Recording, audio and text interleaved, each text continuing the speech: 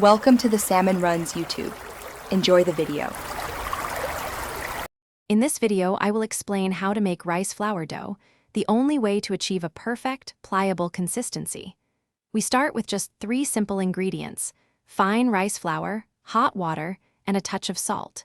The secret lies in the water temperature, which is crucial for transforming the flour into a workable dough. This method ensures your dough is smooth and easy to handle for any recipe.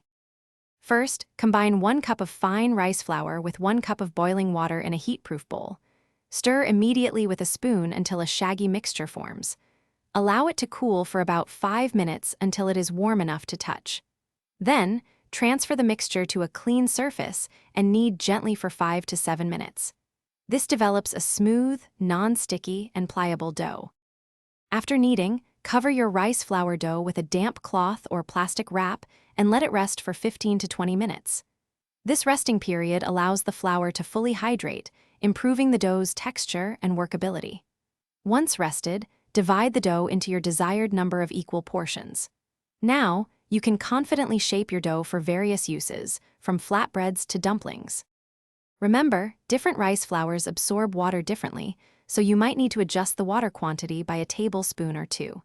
If your dough feels too dry, add a tiny bit more hot water.